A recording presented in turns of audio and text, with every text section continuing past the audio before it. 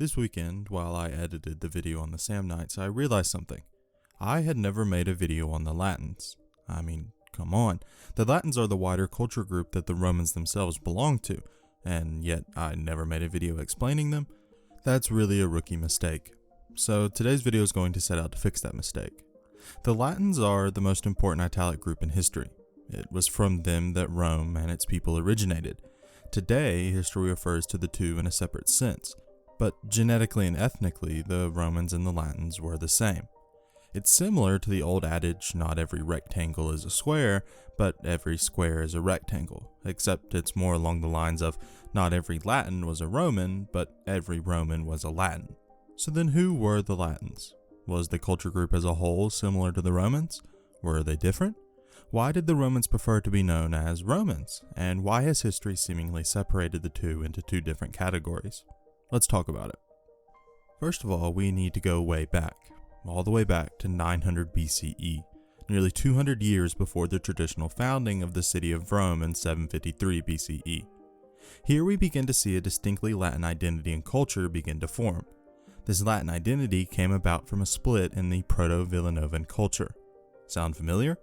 Well, it should if you've watched my Etruscan videos. The Villanovan culture, the broad successor to the Proto-Villanovan culture, was the first step towards a distinct Etruscan culture. However, Latin, or at least a proto-form of Latin, happened to break off just before the transition between Proto-Villanovan culture and proper Villanovan culture. I personally find this absolutely fascinating. Imagine just how different history could have been if instead of splitting off, Latin had simply followed in the footsteps of the proper Villanovan culture. In that timeline, Rome would not have been Latin. It wouldn't have even been Roman. It would have been Etruscan. It's impossible to say what effect something like that would have had on history, but I don't think I can overstate just how different Italian, hell, even European history would have been if such a thing occurred. Sorry, tangent over. Anyway, Latin as history would know it was not quite ready to form. Instead, we get a sort of proto-form of Latin. At this point, Latium, the traditional homeland of the Latins outlined before you, had likely never been home to a permanent settlement. The Bronze Age inhabitants, a culture called the Apennine culture, certainly lived and operated within Latium. However, most of our evidence points towards this activity being transitory, and really only a result of pastoralism. Because of this, we are fairly positive that the Latins were the first people to permanently inhabit the region that would eventually bear their name. These first settlements seem to be centered in the area of the Alban Hills. It was at this time that cities like Alba Longa and Tusculum were founded. We also have evidence that the Palatine, and possibly the Capitoline and the Quirínal Hills, all hills of Rome, were home to several settlements. This stage of Latin settlement and cultural growth is known as the Latial to a pre-urban culture. Now, that name probably makes no sense to you, and that's fine. Here's what you really need to know. The Latial culture is typically referred to as a precursor, or at least a very early form, of proper Latin culture.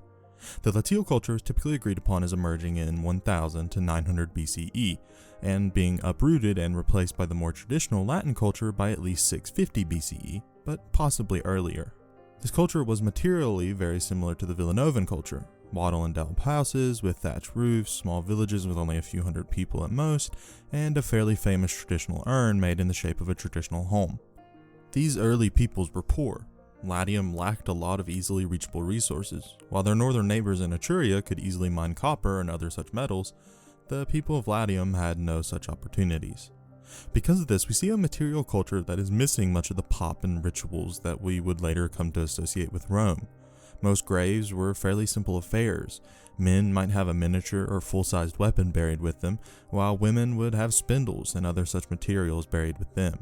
Jewelry and other flashy burial goods are almost entirely missing from our record, probably simply due to the fact that no one could afford them, and the few that could were unwilling to waste such an expensive item with it being buried. As we get closer to 650 BCE or so, this begins to change. We start to see tomb complexes with gold and silver jewelry, large pieces of artwork, and the traditionally thought of quote-unquote fancy grave goods of history. This reflects three separate but related changes in Latial culture. Firstly, the region had begun to receive at least some of the wealth coming into Italy via trade routes set up and run by the Greek cities of Magna Graecia and the Etruscans to the north. How exactly they managed to receive this wealth is a little hard to answer.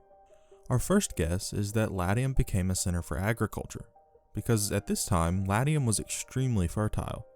In most trade networks, a niche almost always develops for peoples whose only job is to grow food. The Etruscans probably bought quite a bit of this food supply. After all, the more people that the Etruscan rulers could pull away from farming and put towards mining copper, the more profit there was to be made in trade with Greece and other civilizations. The other theory, and one that is less well thought of nowadays, is that a ruling class of Etruscans came to dominate the Latins. This ruling class would have created these opulent burial sites and would explain how these relatively rare pieces of material wealth ended up in Latium.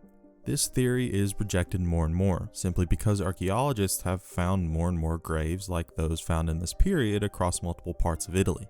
This brings us to our second change in Latial culture. During this period, we see a massive amount of Orientalizing begin to affect Latial culture. Orientalizing is really a fancy way of saying Greek influence. Just as with the Etruscans, the Greeks played a massive role in the development of the later stages of Latin culture. This was mostly done through the reception of finished Greek goods, such as pottery, metalworks, and so on. These finished goods inspired local craftspeople, and from there copies were made, and I'm sure you can fill the rest out in your head. This period of Orientalizing probably changed how the Latial people looked at various goods and objects of wealth, along with increasing the availability of such objects as the techniques needed to make these goods come along with the goods themselves. The last change during this period we begin to see is the creation of local elites and ruling classes. Opulent burials need people to be put in them, and ruling elites make the perfect objects for such a mission. Here we begin to see a culture of city-states start to develop. Think back to the times I have described the early wars of Rome on this channel. Almost every time I have described the conflict as Rome versus another city. This period of Latial culture is the root of those descriptions. From this point on, the preferred method of government for the Latins was the system of city-states. Following this period of early Latial culture, the Latins move in a developmental direction that is almost the same as Rome. We see the large-scale adoption of a Greek-influenced religion, the start of a widespread temple building program, and so on and so forth. I again want to reiterate here that we know the Romans as Romans because they wanted to be identified by their city-state. If that hadn't happened in history, then the Romans would be called Latins in our historical record. So then when we think of Latin culture, it really wouldn't have been that far off from Roman culture. Now, there are really two more subjects I want to discuss before we end out this video. The first is probably the most important language in the history of Europe, Latin. Latin is one of the most studied languages in the world, and easily worthy of its own video, so I won't go too deep into detail here, but we should at least go through a general overview. Latin is, or well, I guess was is a more accurate way of saying, an Indo-European language from the Italic language family. The language itself was spoken from the 7th century BCE all the way until the 18th century AD. It is still used across the world as a language for the sciences, law, theology, medicine, and so on. Its successors, the Romance languages, are the native languages for some 900 million people across the globe. Latin is, without a doubt, one of the most influential languages in history. While I'm skipping a lot of information on the language and its history, it at least deserves a mention. Also, if you want a full video on Latin, let me know down below. The last thing I quickly want to talk about is the religion of the Latins. We have some issues here. Rome and its historians truly went out of their way to wipe away much of the mentions of traditional Italic religions and ensure they were replaced with the Greco-Roman religion. So it's a little unclear what exactly religion looked like in Latium before Roman conquest. We can assume that it was probably the same or nearly the same as Roman religion, and was likely also influenced by the Greeks of southern Italy. However, the turn by Rome towards Greek religion means that we are simply missing a lot of information on native Latin religion. We do know that some gods and goddesses that would be prominent in Roman religion were prominent among other Latins. For instance, the cult of Diana came to Rome from Archaea, a Latin city. I would personally imagine that Roman and Latin religion was fairly similar, but I would say that many of the Latin cities likely had their own ancestor or local deities to which they alone worshipped. However, we may never really know simply because of the great effectiveness of Rome's campaign to spread their own religion. The Latins are probably the most influential Italic group in history. While we don't think of the Romans as Latins, the truth is that ethnically and genetically the Romans were Latins. Rome's origins were Latin, its people were Latin, and the Latins would form a population base that would rule the Republic for centuries. Despite this, Rome and the Latins were not the best of friends throughout all of history. In fact, Rome spent much of its first centuries conquering and pacifying their Latin cousins. Join me next time as we begin to discuss those wars and how exactly Rome managed to bring the Latins into the fold. Thank you for watching. I hope you enjoyed it and I hope you learned something. Hopefully this all made sense. To be quite honest, most of what I talk about here could be its own video, so it was kind of hard for me to condense it down into a singular video. Hopefully I did a good enough job of that. If you have any comments or questions on the video or believe I've made a mistake, please comment down below, and please like and subscribe if you enjoyed. It really helps the channel out. Peace.